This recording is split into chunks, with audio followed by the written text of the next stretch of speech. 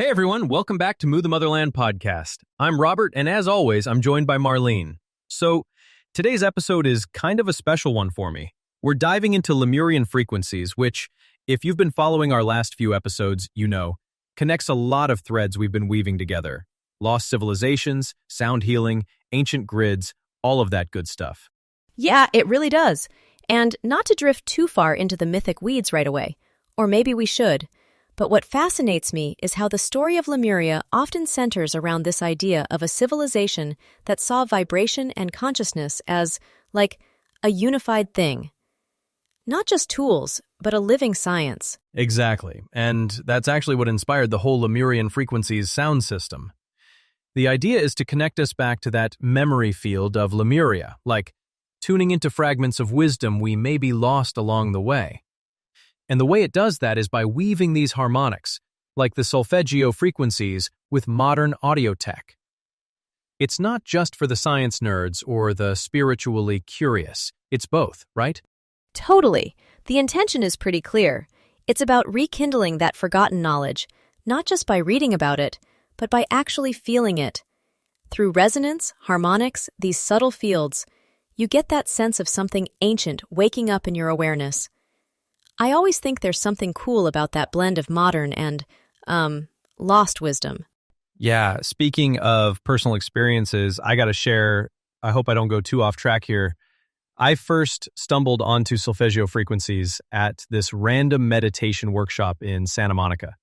I was super skeptical at first, but then there was this one session where they played these specific tones, and look, I can't claim to have, seen Lemurian temples in my mind, but something clicked.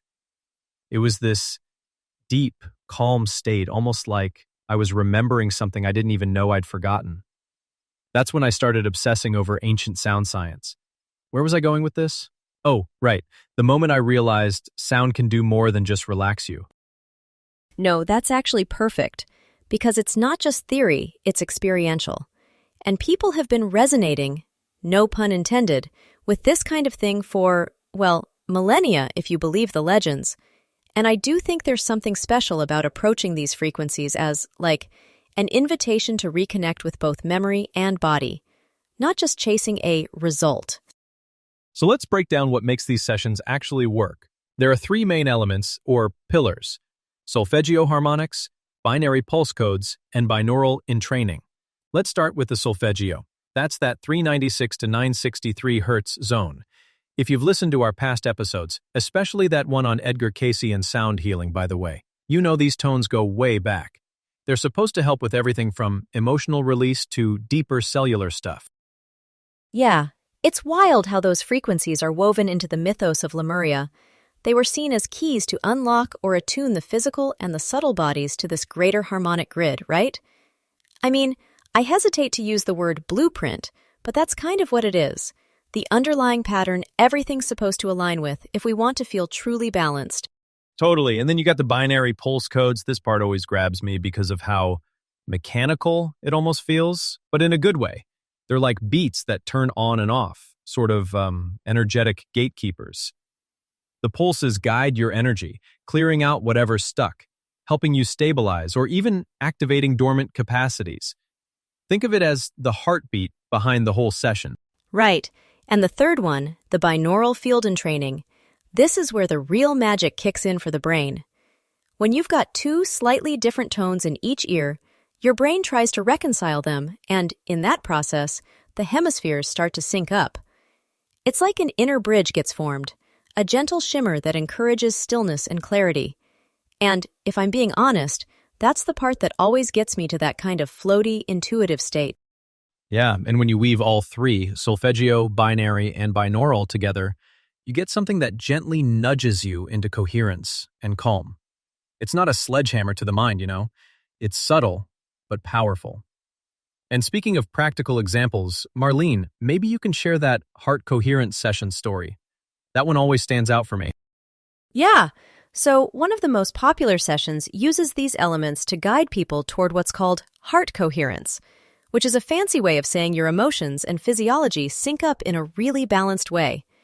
We've actually heard from listeners who said they were moved to tears or had this rush of calm, just from 15 minutes. That's not me making claims. That's just genuine stories of emotional release. Sometimes, all it takes is a frequency pattern to help the body remember how to let go.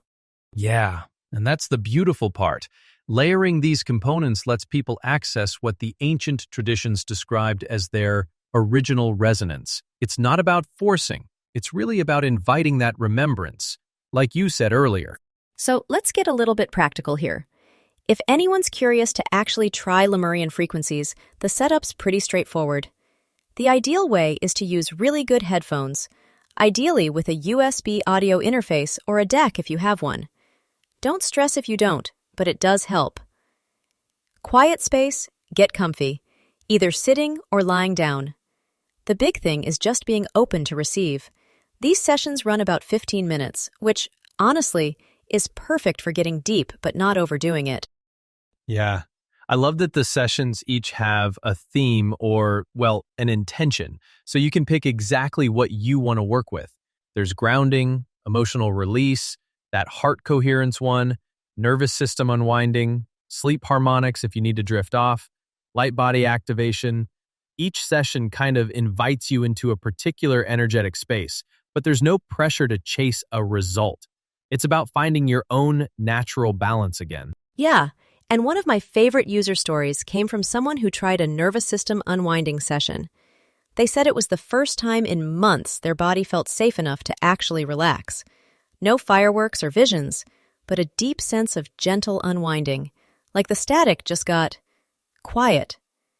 I think stuff like that really begs the question, how much do subtle frequencies influence us below the surface, even when we aren't consciously aware of it? Yeah, and it kind of ties back to what we talk about all the time on this show. Sometimes the greatest effects aren't the flashy ones. It's the quiet return to ourselves, the subtle reminder of what it feels like to be in harmony. And, none of this is medical advice. It's all in the spirit of relaxation and exploring resonance. But it's powerful in its own right. Absolutely. So, for anyone listening who wants to give it a try, remember, headphones, quiet, openness. Let the sound do what it does, and maybe, just maybe, you'll discover a bit of your own lost frequency. Robert, anything else before we sign off? Just thanks to everyone for joining us on this ongoing journey. We've only scratched the surface of ancient sound science and Lemurian mysteries. Stay curious, and we'll keep exploring together. Marlene, always a pleasure. Always, Robert. Thanks for tuning in, everyone, and see you next time on MU the Motherland.